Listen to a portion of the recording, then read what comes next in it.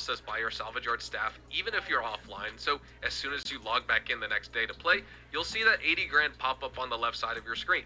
So every GTA Online session, you're making nearly $200,000 for doing practically nothing. That's close to $1.4 million a week, or over $9 million a month in semi-passive income. And here's another tip.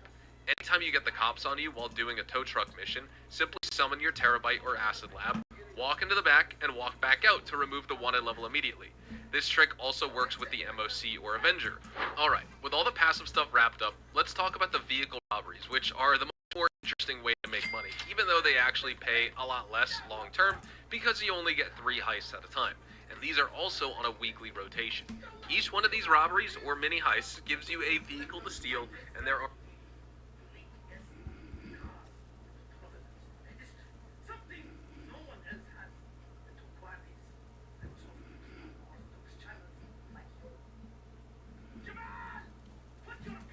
if it is released, if all the information that you've heard from your witnesses is released, if they release, craft, alien craft, and they release alien bodies and all of these things, how do you imagine the world would be different?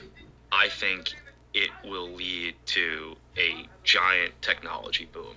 I think once we're told, hey, there's this technology that exists that could revolutionize the way we live, it could lead to anti-gravity technology. It could lead to new energy sources, solve the energy crisis overnight, right? It could lead to interstellar travel, going farther out, And I think it would have a great psychological effect because, if suddenly you go from the point of saying, well, maybe we're the only intelligent species in the universe, and then you suddenly get the idea that this is a universe full of life. What does that mean for religion?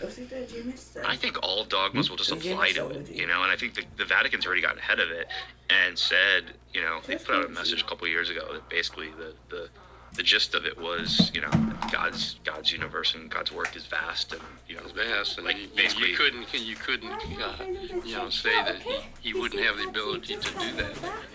Yeah. So In fact, from a religious standpoint, and certainly in the case of the Catholic Church, they've had very positive views about population being throughout the universe. And there's nothing really, at least from the Catholic Church's perspective, there's nothing that counters it doesn't allow you to wrap your head around the fact that there's other life out there, Are you guys religious?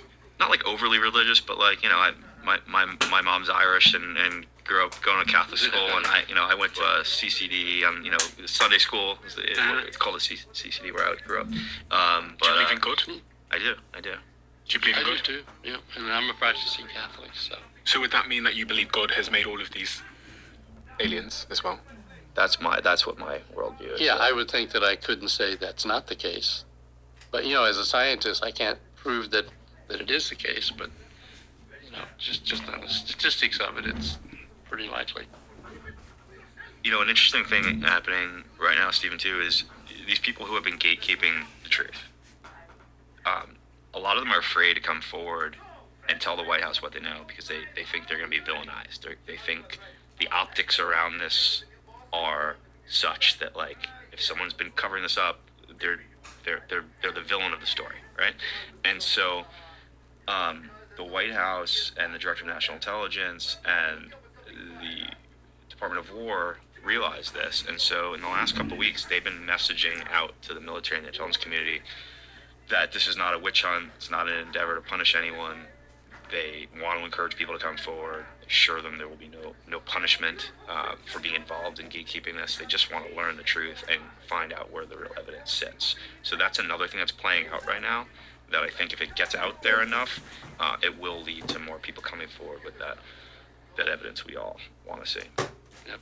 Earlier on, you talked about how some people feel like their lives are at risk because of what they know. Has there been any instance of anyone being punished for saying anything in this regard? Well, certainly having their clearances pulled or losing their opportunities for advancement, we've heard stories like that from several people in the intelligence. Is there anyone you can name that has said that they were threatened or punished or in some form because of what they did? Certainly the number one whistleblower for many people has been David Grush, and so he has outlined the various steps taken against him to basically ruin his career, significantly enough that he went to the Inspector General of the intelligence community and said, I'm being punished, shoved aside, losing clearances and so on, because I came out with this data. And they said, well, what you provided us is, serious, worthy of consideration. And I think a lot of people have had their lives threatened. Yeah. I'm not certain if anyone has been killed, but I know people have had their lives threatened. No. And who's threatening them? People that are involved in this program, referred to as the Legacy Program. Who think that the evidence should not ever come out.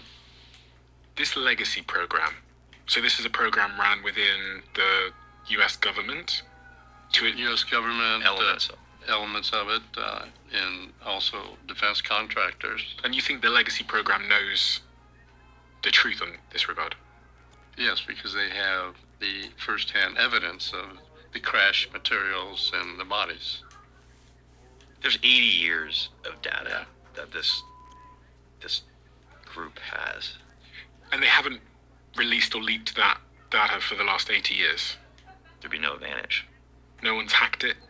This program is the epitome of a special access program. I think this program is as off the grid as it could possibly be.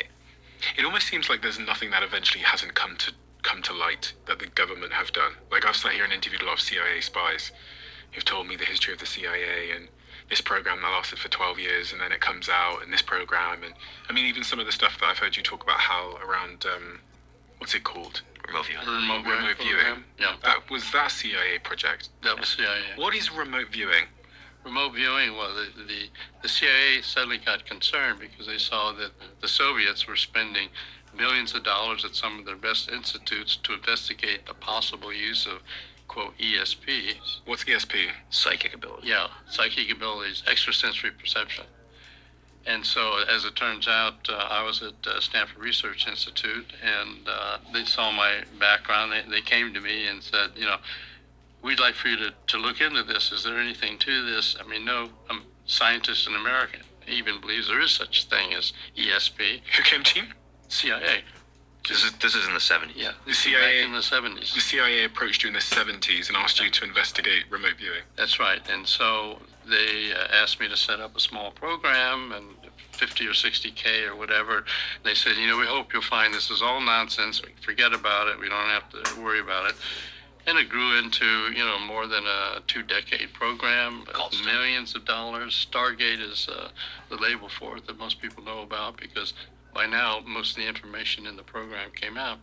And basically, we just found that people essentially, just like you have artistic ability or athletic ability or whatever, musical ability, well, we found out that remote viewing, this ability to sit in a location and pick up information from someplace far away, is a talent that many people could demonstrate. And so we ended up actually training Army intelligence officers at the Army Intelligence and Security Command at Fort Meade how to do this. So wait, let me just simplify this for the audience that might not fully understand what we're talking about. So remote viewing is the idea that I could sit here in London where we are now, and I could be trained to see what was going on in another part of the world. To make your mind's eye go to a remote location. I'll give you a specific example. A Soviet plane that CIA wanted to get hold of went down somewhere in Africa. They didn't know where, because the pilot had bailed out and it just went on until it ran out of gas. So we got 2 of our, quote, best remote viewers, one that worked for the Air Force and one that worked for my organization, to say, okay, here's a map of Africa. Where's that damn plane? We got to go in and get it. And they put an X on the map that was in 3 miles of where the plane went down, out of the hundreds of thousands of square miles. And so the CIA went in and got the plane. So, I mean, it was, how do they do that? Well, by the way, there's an audio recording of President Jimmy Carter telling that story. Yeah. Post presidency. Maybe we should play that. One time we had a small plane go down somewhere in Africa. We were not able to find it by surveillance from our satellites. So the director of the CIA, he was also director of all the intelligence agencies, heard about a woman in California that was a medium. And he contacted her, and she gave him the latitude and longitude of the plane's whereabouts. And the next time one of our space satellites went over that area, we located the plane where she said it was. Again, this sounds like it's impossible. Sounds like It sounds completely bananas. It sounds like something out of an X-Men comic book. Yeah. It sounds crazy, but well, it was okay. There's You so want to be much really data. practical about it. They often our skeptics would say, well, if they're so psychic, why aren't they rich? Why aren't they in the stock market or whatever? So we set up a little program on a challenge to predict silver futures. To predict what? Silver futures. just the value of silver. Yeah, the value of silver Silver. on a daily basis, was it going to go up or go down? So we had somebody said, okay, I will, if you'll set up a little program like that for 30 days, I'll bet on what your, quote, remote viewers say, and I'll put the money in, and